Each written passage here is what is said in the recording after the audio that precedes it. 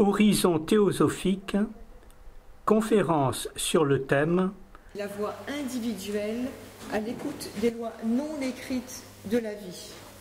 Amis, bonsoir. Nous devons parler de ces lois non écrites de la vie.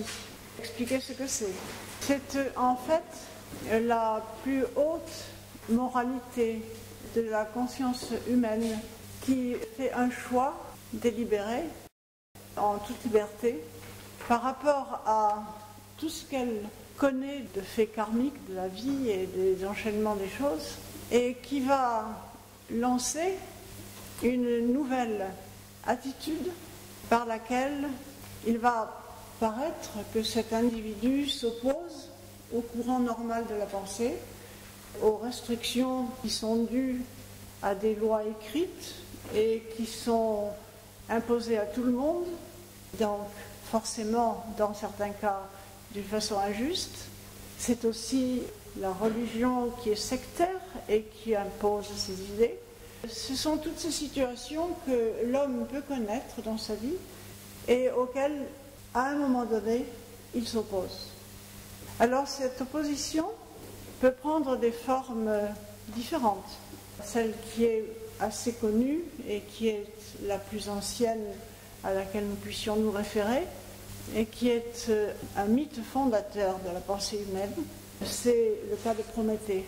Prométhée a volé le feu dans le ciel, et ceci a contrarié Zeus, qui est tout à fait coléreux, on le sait, et il va être puni pour cela, parce que ce feu, il l'a volé pour l'apporter aux hommes dont il voyait la souffrance sur la terre. Alors, généralement, on pense que ce feu, c'est le feu avec lequel on a pu faire la cuisine. Mais enfin, réfléchissons avec le symbole. Le feu, c'est évidemment la lumière, c'est la pensée qu'il a placée dans l'homme, et c'est aussi l'éveil de l'intelligence. C'est la lumière, c'est la chaleur, et c'est la vie. En effet, il a fait cet acte par une très grande compassion, et il dit lui-même, enfin c'est un des poètes qui le chante, qui dit que les hommes ne voyaient pas à travers leurs yeux, et ils n'entendaient pas avec leurs oreilles, et ils étaient soumis à des lois naturelles de la vie qui étaient terribles. Ils vivaient comme des fourmis au fond de grottes, et ces conditions-là étaient tellement terribles que la compassion de Prométhée l'a poussé à faire cet acte de contrariété contre la divinité en désobéissant et en volant le feu du ciel. Quand il apporte ceci aux hommes, il apporte également les chiffres, les nombres. Il a aussi la capacité de montrer le mouvement des astres aux hommes. Il leur fait découvrir aussi les saisons. Et puis ensuite, il va leur faire construire des maisons. Il va en quelque sorte poser toutes les bases de civilisation. Et c'est un don, bien sûr, un mythe, mais c'est un don qui reflète une réalité dans la vie. Nous sommes héritiers, d'une façon tout à fait extraordinaire, de choses qui sont célestes et que nous utilisons pour le meilleur et pour le pire. Et il faut savoir que ce mythe a un prolongement en nous, dans ce sens que la pensée et l'intelligence éveillée, ce sont évidemment les qualités humaines par excellence, et grâce auxquelles nous pouvons penser, nous pouvons nous situer, nous pouvons réfléchir au sens de la vie, nous pouvons nous poser des questions, nous pouvons obéir et désobéir, nous avons le libre arbitre, et nous avons aussi en nous inscrit tous les bienfaits de ces réalités célestes, c'est-à-dire nous avons la notion du bien, du beau, du vrai, nous avons l'imagination, nous avons le pouvoir de création, le pouvoir de préservation, le pouvoir de destruction, et tout cela nous le trouvons naturel, mais ce n'est pas naturel, c'est l'intervention de Dieu qui sont représentés dans ce mythe, de Dieu au pluriel. Et puis, après ça, nous avons un autre contestataire, c'est Krishna avec Arjuna. Dans la Bhagavad Gita, c'est un très court extrait du Mahabharata, l'épopée indienne, qui représente le dialogue entre un disciple, enfin un homme qui s'éveille à l'intelligence spirituelle et à son maître qui est Krishna et qui va guider le char représentant le corps, Krishna représentant l'instructeur et Arjuna représentant celui qui pose des questions parce qu'il est en déprime. Pourquoi? Parce qu'il a un combat à mener qui est un combat mythique. D'après la théosophie, elle le présente sous cet angle tout à fait particulier, un combat mythique de l'homme ancien avec l'homme moderne, l'homme de devenir. Et c'est vrai que si nous regardons dans notre fort intérieur, nous sommes à la fois égoïstes, ignorants de beaucoup de choses, et entre cet égoïsme et cette ignorance naissent plein d'illusions auxquelles nous nous attachons. Et forcément, nous ne visons pas toujours de nous attacher aux meilleures choses. Alors, il y a un combat, quand on prend connaissance de cette situation, il y a un combat qu'il faudra mener et arriver à faire taire, disparaître, utiliser toutes les énergies du vieil homme, en gardant ce qu'il avait de meilleur et en passant au palier supérieur, qui est une réalisation spirituelle. Puis après Krishna, nous avons Bouddha. Nous sommes parmi les grands ce soir. Et Bouddha a aussi contesté les choses. Quand il a fait son sermon à Bénarès, il a employé un langage direct. Il a dit, frères, sœurs, ne priez point, les ténèbres ne vous répondront pas, le silence ne peut répondre. Et les dieux sont impuissants. C'est en vous-même qu'il faut trouver la délivrance. C'est l'acte qui est meneur du jeu du bien et du mal. Et c'est par le progrès que vous ferez à travers les engagements dans votre vie et par la maîtrise de votre vie que vous retrouverez la paix, le bonheur, etc.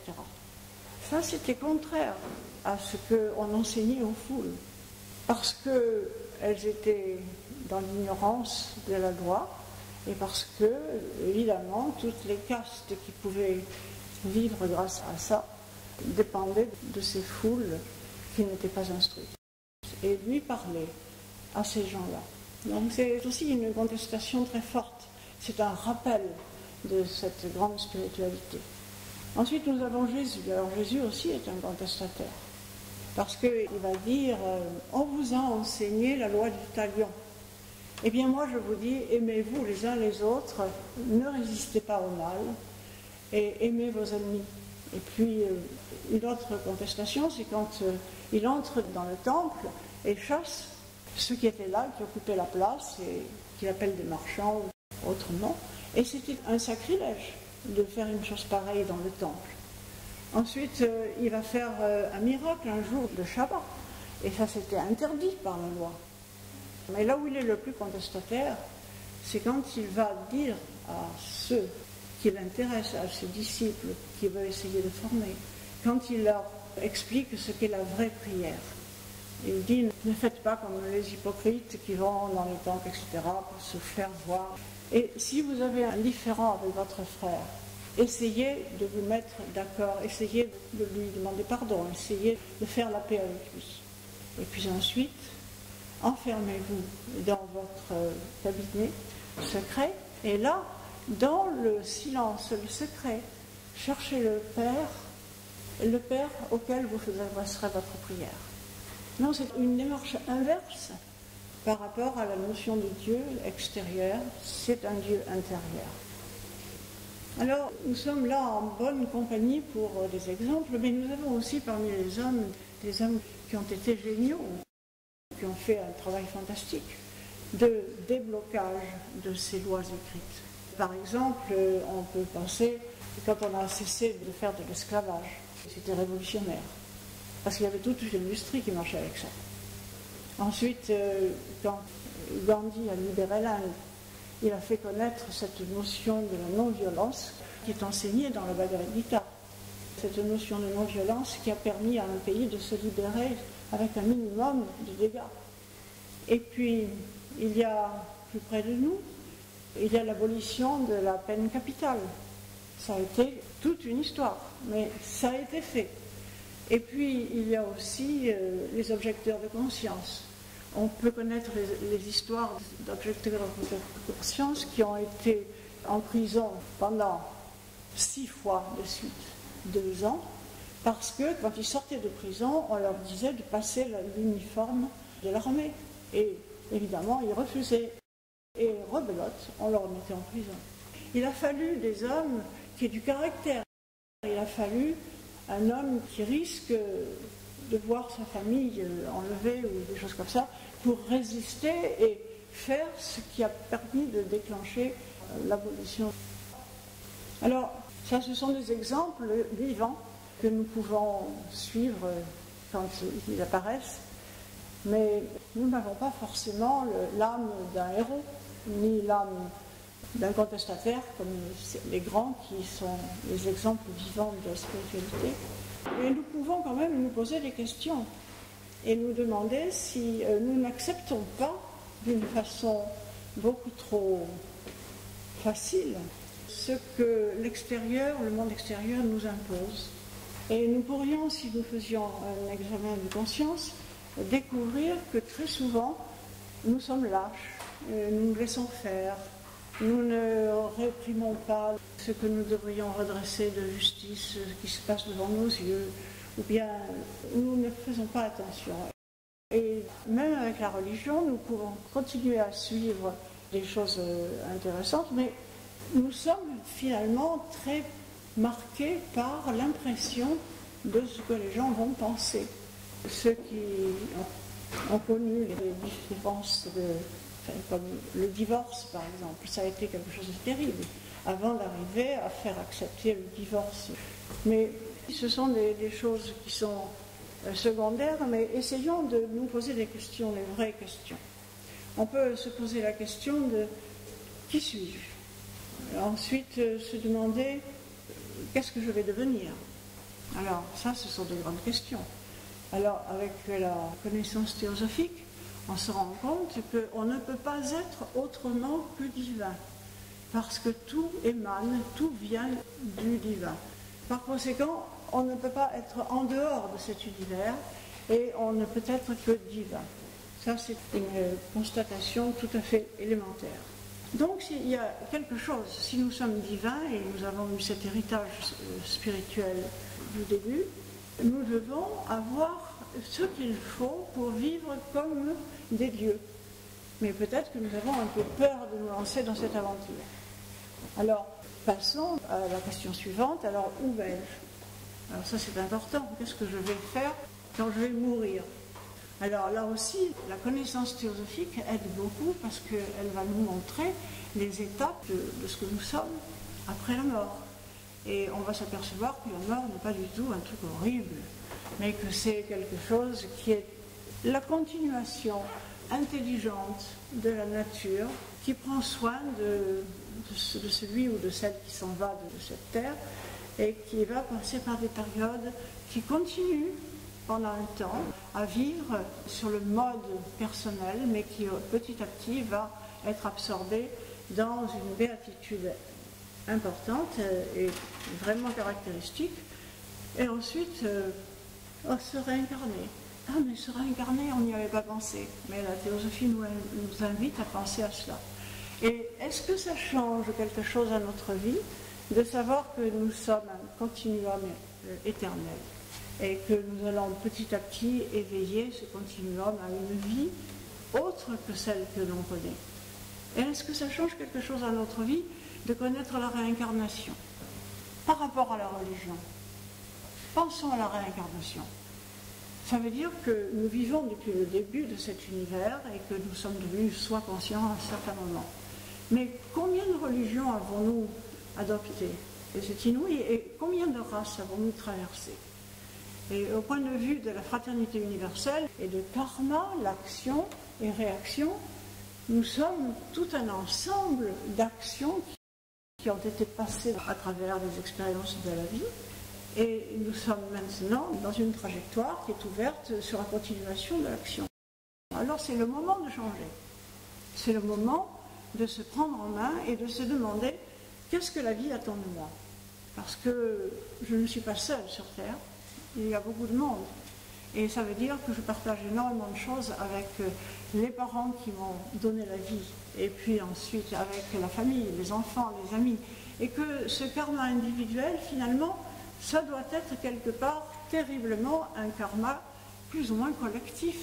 Nous parlons tous la même langue, nous avons les mêmes habitudes, nous avons tout ce que l'on peut réfléchir sur ce point. Et c'est vrai que nous avons la possibilité de faire le meilleur ou le pire de notre vie. Donc nous choisirons ce soir d'essayer de voir ce que l'on pourrait faire pour sortir de cette impasse d'ignorance et d'égoïsme. Alors la première chose à faire, évidemment, c'est de prendre conscience de ça et puis de voir qu'est-ce qu'on peut faire. Alors il y a plusieurs exercices que l'on peut faire pour essayer de sortir de cette impasse. C'est d'abord d'ouvrir les yeux et de regarder et de chercher où est-ce que je peux apporter ma contribution. Alors la contribution peut être spirituelle, elle peut être physique, elle peut être un engagement dans une action sociale, elle peut être aussi appartenir à un groupe dans lequel on peut progresser. Et puis ensuite, on peut aussi s'intéresser aux livres que l'on trouve et découvrir dans certains livres un appel pour réaliser la présence du divin en nous. Et réaliser la présence du divin en nous, ça veut dire qu'il va falloir tourner les oreilles vers l'intérieur. Et il va falloir tourner les yeux vers l'intérieur. Et ceci pour s'intérioriser et essayer d'écouter le chant de la vie. Parce qu'à la base de notre nature, il y a un chant que l'on peut retrouver dans la nature quand on regarde la nature. Mais ce chant de la nature, cette harmonie que l'on trouve dans la nature, on peut aussi la ressentir en soi ou la faire apparaître. Et c'est vrai qu'à la base de notre nature, il y a 3 éléments qui sont la foi, l'espérance et la charité. Ou bien on peut dire aussi que chaque homme est d'une façon absolue la voie, la vérité, la vie. Si on prend la foi, est-ce qu'il faut la créer? Non, parce qu'elle est là. Ce qu'il faut, c'est la trouver. Et pour trouver la foi, il faut comprendre. Et c'est là où l'étude est nécessaire. L'étude d'un enseignement comme la théosophie, qui nous donne des clés, des réponses, une direction pour la pensée, et qui permet que l'on fasse chaque pas avec prudence, mais en même temps avec une certaine connaissance. Et cette connaissance devra se développer au fur et à mesure qu'on s'appuiera sur la foi et que la foi éveillera l'intuition. C'est-à-dire qu'il faudra rendre le cœur intelligent et l'intelligence aimante. C'est la compassion, parce que la compassion demande à la fois une sagesse et une connaissance. Eh bien, il faut se lancer là-dedans. Et on ne sera pas déçu. Parce que là où est la foi, là va naître l'intuition, l'ouverture de compréhension des choses. Et ensuite vient l'amour. Et l'amour, tout le monde sait ce que c'est. Donc à ce moment-là, on entre sur la voie d'une reconversion et on entre dans la voie qui va permettre, au fur et à mesure que l'on se consolide et que l'on retransmet ces choses, qu'on les fait connaître, va permettre de redécouvrir les moyens et le guide intérieur et le Krishna qui est en nous et le Bouddha qui est en nous et le Jésus, l'éveilleur qui est en nous, va reprendre sa place progressivement.